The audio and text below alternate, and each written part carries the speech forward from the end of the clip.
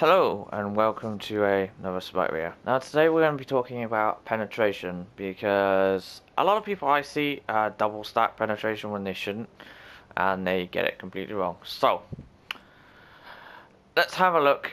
Just ignore the build. The thing you want to focus on is going to be the Issues of Magi, which is 10 flat pen. That's important. The reason why most mages pick up this item is because most mages start out with basically 30 magical protections as default. Around about that number, I believe it goes up to something like 40 for solo laners, that is, and guardians. I think I might be a bit wrong there. Not too sure, I can't remember exactly. But what I'm trying to say is, by picking up this item early on, which is what a lot of mages currently do, they basically reduce their enemies' protections by 1/3, which means you do 1/3 more damage. That's simple. So, penetration options. Let's have a look at Spear of the Magnus. Spear of the Magnus is more flat pen. That looks good. When you look at this, you see that the passive gives you even more flat pen. When you look at the passive though, you see there is a catch, and this is quite an important catch, and that is very simple. You have to use your abilities in order to reduce protections, and then you do more damage. So, if I do something like this, Odinbot is going to take more damage. You can see my basic stacks are hitting for 294, and then watch what happens over time. Hey, 277. So basically, on stuff that doesn't have that much defense, Spear of the Magnus is amazing because it allows you to do a lot of damage. A lot of damage very, very quickly. But this is a catch, and this is why I picked Anubis. It needs to be dot damage because dot damage allows you to apply it very easily. And this is why it's very, very good on stuff that can apply dot damage or can apply damage very, very quickly. So, gods like Anubis, Kukulkan, Fire as well can make advantage of Spear of the Magnus. It's very, very good. That said though, there is an alternative, and a very strong alternative for various reasons, which we'll explain now, and that is Obsidian Shard. Most mages will pick up Obsidian Shard because Obsidian Shard is 33% without any catch at all, no condition,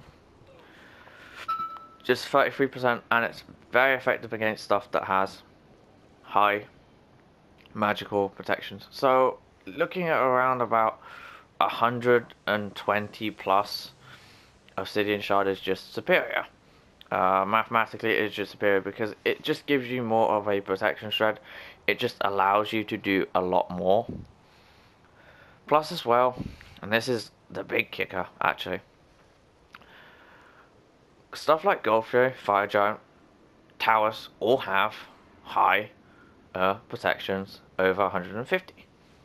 As a result, Obsidian Shard can melt those objectives a lot quicker compared to Spear of the Magnus. And in all those cases, you can't actually get your abilities to proc on those apart from, say, Fire Giant and Golf Fury. So, it is just objectively better. There's no, like, way around it. It is just objectively superior. That said though, Spear of the Magnus, especially if you are able to focus down mainly on squishy targets, say for example the Mage and the Hunter, and your team is peeling for you and you can do that damage, it is going to be superior. Like, there is no way of putting it. It is going to be superior compared to Obsidian Shard, but in most games you're going to have warriors jumping on you, you're going to have Guardians jumping on you, so you need to be able to shred them or at least do a lot of damage to them, and that is why Obsidian Shard is just objectively better. Highways are going to be changing Obsidian Shard. They're going to make it so it gets 10 less magical power. It's not going to do anything, like, at all. That 10 less is going to be what, like, non-impactful.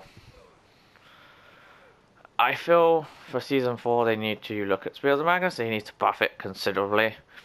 Just make it so it has equal power to Obsidian Shard, and then there's actually a reason to buy it. Or make it so it's cheaper. Or honestly, it should be cheaper, it should be like 1800.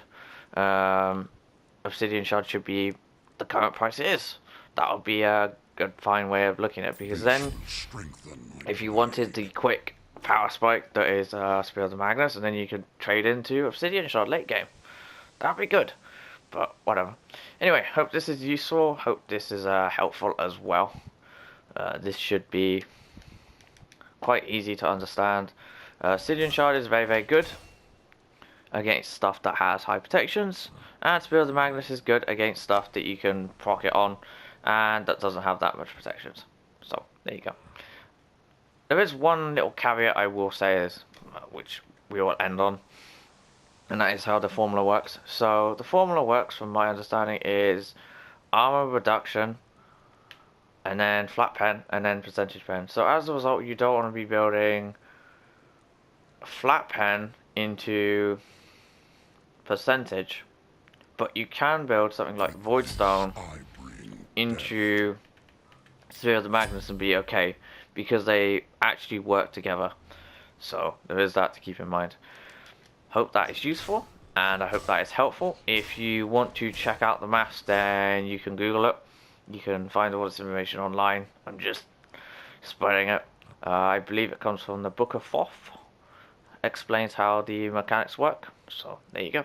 Thank you for watching. I will see you again next time. Hope this is useful, and like any comments, just let me know down below. I'll try to answer them, and I'll see you again next time.